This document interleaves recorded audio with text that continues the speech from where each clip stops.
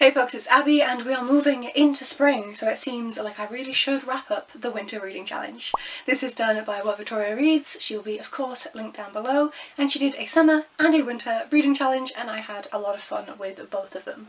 I have written down here all of the prompts, you shall see them up here, and I'm going to go through what I read for all of them. Now obviously, because this is coming out in 2026, I have already filmed reviews and wrap-ups for all of these books, so I won't be going into them in too much depth to try and save myself this much of my sanity. But I'm just going to blast through these today, just to kind of have a record of what I read for this. The first prompt is to continue a series, and I read an ebook because I don't have a copy, but I read Sycamore Gap by L.J. Ross. This is a DCI Ryan mystery series that is set in the northeast of England, primarily in Northumberland, which is where I was raised, so I was very excited to read this and I buddy read it with the wonderful Carrie from Caring for Books. We had a great time reading this. For me it's really fun seeing my region, which is not often represented in literature, in a book and recognising such mundane little things. It's really enjoyable, but also the mystery itself is really engaging, and the overarching character plots that are moving through both books we really enjoyed, so that was a great one. Then for green or red on the cover, I read Mina and the Undead by Amy McCall. This one I had mixed feelings about. It was interesting, but the ending felt too rushed, which was such a pity, so I'm debating whether or not I pick up the sequel for this. Then a random pick, so in my TBR video, I got this jar and I picked a book out of it, and at the time I was devastated that I picked out such a chunky book, and that is House of Open Wounds by Adrian Tchaikovsky. This has turned out to be one of my best books of 2025. I absolutely fucking loved it. This is the second book in a series, but it's slightly separate, and in this one we're following the medical accoutrement to an army of colonisers, and we're watching them try and save people, but most of the people in this medical group actually are the colonised people. This was just so good. So good! Then for non-fiction I read Pellinor by Alice Luxton. This I have already actually re-gifted to a friend who is looking forward to reading it. This was a really interesting look at funeral monuments and mourning monuments to a relatively, in the modern day, unknown queen, and it was really interesting the way that Alice Luxton walked through the route, and so you could see the changes in time, both obviously comparing the modern day to the records that we have, but also seeing the stuff that's still left standing. Oldest on my TBR, and for this one I read Edge of Eternity, which is also missing because it is with my dad for him to read. This is the third and final book in the Centuries trilogy by Ken Follett, and dear God I am glad I finished those books. Book 1 is World War I, 2 is World War II, and 3 is the Cold War, and I find them incredibly well researched. They are incredibly well researched, and it was really interesting to learn more about the Cold War because I never covered it in school in history or anything, and never chose to learn about it myself, so it was an interesting one. Then disabled representation, I read Disability Visibility, edited by Alice Wong, and I actually finished this a week or so before she passed away from her disability. This is a collection of stories from people talking about what it's like to try and live with their disability in the ableist world that we're in. Then a seasonal read, and I read Cold from the North by D.W. Russ. For some reason I was expecting this to just be fine, and I don't know why, because I loved it. I was obsessed. I couldn't put it down. I had a fantastic time. Chels from Not So Secret Bookaholic is the one that was recommending this, and actually I believe gifted this one to me, and yes, she did, in October 2022, and I didn't read it until, what was it, November, December 2025? But I adored this so much. This is Nordic people mixed in with a little bit of the magic and mythology, attempting to survive this magical evil power from the north, and I had a fantastic time with it. I need to carry on with the series. Then a book with nature on the cover, and I went with Once Upon an Autumn, a folk and fairy tale anthology. I feel like I should say at this point that the Winter Reading Challenge started in October. So I wasn't just being insane, it was October, November and December. So this is why I was reading autumnal things. I wasn't just insane reading autumnal things, it was right for the occasion. And this is a collection of anthologies of folktales and fairy tales set in autumn. It is what it says on the tin. I enjoyed this. Of course, with any anthology I had ones I preferred and ones that I didn't like as much. There was one that I was like, I'm really enjoying this, and it was the author that I picked this book up for, which is Caroline Logan. So I was like, well, what a surprise. But yeah, I had a great time with this, and it was just fun to kind of get into an autumnal mood. Then a short book under 250 pages, and I read Cinder House by Freya Marske. I loved this. This is, of course, a Cinderella retelling, but there is a ghostly aspect to it, as well as a magical aspect that is slightly different to the original fairy tale.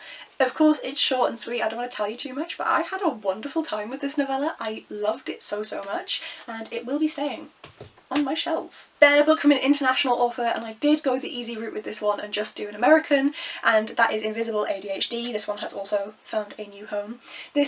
Oh wait, no it hasn't. It should be here. I kept it. It's right there. Invisible ADHD. It was so invisible I couldn't find it. So this is a non-fiction that is all about learning to live with ADHD as a woman. Women are statistically underrepresented in the research for ADHD. It's primarily young boys that are researched. And so this is from someone who actually does this as a job and recommends different tactics, but also just talks about how ADHD impacts women. This was really interesting, and I would like to try out some of the things in here. That's why I was like, no, I've definitely kept it, is that there's tasks essentially at the end of each chapter of what you should do.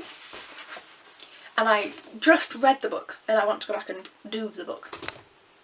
Then a book with a face on the cover, and I read The Girl in the Steel Corset by Katie Cross. This is a steampunk novel, and I had a lot of fun with this one. It is very silly, very YA, but an enjoyable read. A second-hand book, I read Shamiso by Brian Chigwava. This is a short book about a woman who has moved from Zimbabwe to London and the emotional turmoil that she goes through in changing culture so dramatically. I did not relate in the slightest with our main character, and that's why I enjoyed this book, because I feel like I don't have that happen often enough. In books, I am a nerdy brunette that is unassuming.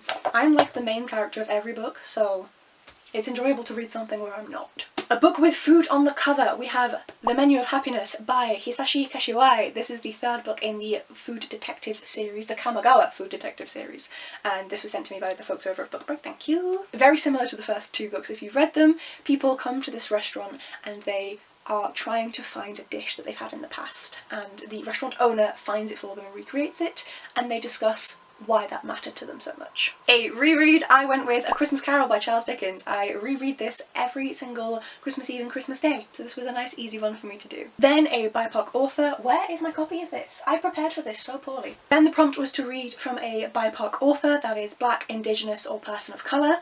I cannot find my copy of Among Flowers anywhere. I read Among Flowers by Jamaica Kincaid. This is a non-fiction about her time in the Himalayas, hunting for seeds to bring back to the US to plant in her garden, in her greenhouse, and I thought it was really interesting, and a really interesting look at the Himalayas that is not the typical view, because they weren't going the normal routes, they were trying to find these flowers, so I really enjoyed that. Match the cover to the drink, and I have the same drink here. Again, if I tilt it, it's going to spill. Can you, We have My Grandfather, the Master Detective by Masateru Konishi. This book is about a young woman who keeps bringing neighbourhood gossipy kind of mysteries to her grandfather, who lives alone now. And although he has dementia, he is able to put things together and solve them in a kind of Sherlockian way. I do wish that there had been mention of the dementia on the blurb, because my gran passed of it in 2023, so that was a bit difficult for me to read at points, but it was still an enjoyable and very quick read. Then a book that you got from the library or borrowed, and I borrowed Going Postal by Terry Pratchett from my partner. This is essentially the invention of stamps and the postal system in Discworld.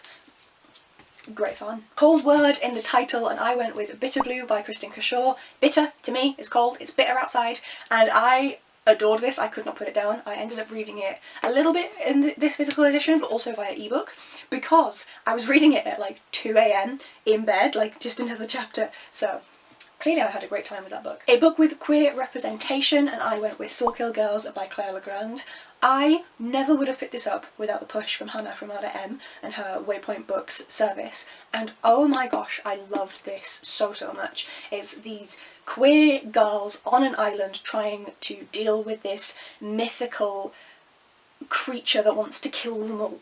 It's fascinating. Fascinating. The next prompt is newest book, and I struggled with this one because I have a lot of new books that come in all the time. I'm very lucky in that way. But I picked one and I went with Children of Time by Adrian Tchaikovsky. I feel like I'm not scrimping out. It's a large book here and I loved this so much. It's a space opera. We have intelligent spiders, we have AI supercomputer human, and we have humans attempting to survive alongside those.